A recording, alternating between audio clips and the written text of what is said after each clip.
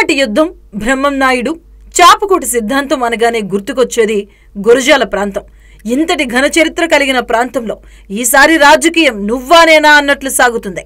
గురజాల నియోజకవర్గంలో ప్రధాన పార్టీలైన TDP, YCP మధ్య పోటీ తారాస్థాయిలో ఉండబోతుందని విశ్లేషకులు అంచనా వేస్తున్నారు.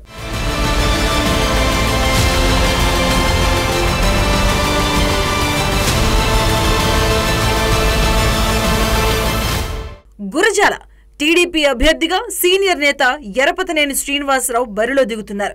గురజాల నియోజకవర్గం నుంచి టీడీపీ తరపున 3 సార్లు గెలుపొందారు ఎరపతినేని.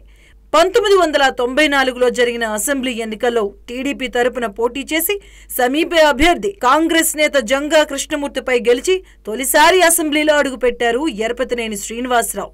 తరువాత 2009, 2014లోనూ భారీ మెజారిటీతో వరుస విజయాలు సాధించారు. ఇక 2019 ఎన్నికల్లో వైసీపీ నేత కాసు మహేశ్వర్ రెడ్డి విజయం సాధించగా ఈసారి టీడీపీ ప్రకటించిన 2వ లిస్టులో గురజాల నుంచి ఎరపతినేని శ్రీనివాసరావుకు టికెట్ కేటాయించింది టీడీపీ అధిష్టానం.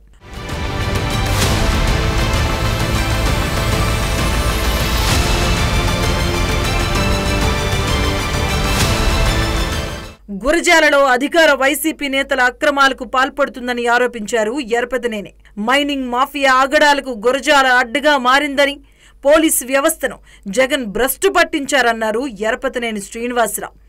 జగన్ పాలనలో వ్యవసాయం నిర్వీర్యమైందని, పంటలు నష్టపోయి రైతులు ఇబ్బందులు పడుతూ ఉంటే జగన్ ఏనాడు పరామర్శించలేదని ఆరోపించారు ఆయన.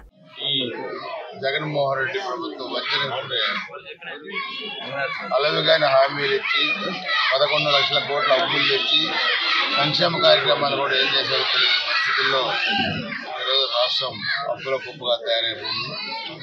తెలుగుదేశం హయాంలో చేసిన అభివృద్ధి కార్యక్రమాలు తప్పితే ఈరోజు అభివృద్ధి కార్యక్రమాలు రాష్ట్రంలో ఒక అరాచకం మాత్రం పెట్టేది. ప్రత్యర్థి పార్టీలపై కేసులు పెట్టడం, హత్య అరాజకాలు చేయడం,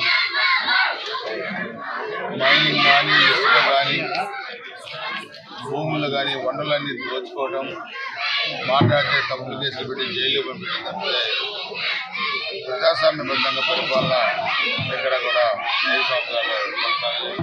ప్రజాస్వామ్యంపై జగన్ కు నమ్మకం లేదని విమర్శించారు.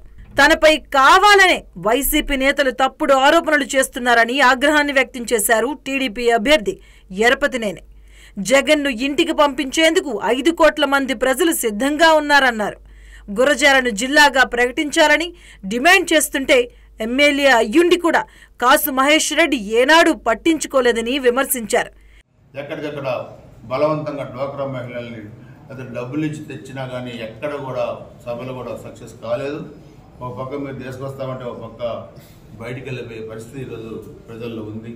పూర్తిగా కూడా ప్రజలు విరక్తి చెందున్నారు, ప్రజలు వ్యతిరేకిస్తూ ఉన్నారు ఈ వైసీపీ ప్రభుత్వాన్ని. ఈ ముఖ్యమంత్రిని రాజధాని లేని రాష్ట్రంగా తయారు చేసి అమరావతిని పూర్తి చేయకుండా ఈరోజు ఎక్కడ కూడా పరిశ్రమలు రాకుండా, యువతకు ఉపాధి లేకుండా, యువతకు ఉద్యోగాలు లేకుండా, జాబ్ క్యాలరీ లేకుండా, టీచర్స్కి ఉద్యోగాలు లేకుండా గంజాయి ఆంధ్రప్రదేశ్గా తయారు చేసిన జగన్మోహన్ రెడ్డిని గద్దెదించాల్సిన చారిత్రాత్మక అవసరం ఈరోజు ఆంధ్రప్రదేశ్ ప్రజానీకమైన ఉందన్న సంగతి కూడా అందరం కూడా గుర్తుపెట్టుకోవాలి. టీడీపీ అధికారంలో ఉన్నప్పుడు పార్టీలకు అతీతంగా అభివృద్ధి చేశామన్నారు ఆయన. రానున్న ఎన్నికల్లో కూటమి ఘన విజయం సాధించబోతుందని ధీమా వ్యక్తం చేశారు టీడీపీ అభ్యర్థి ఎరపతినేని శ్రీనివాసరావు.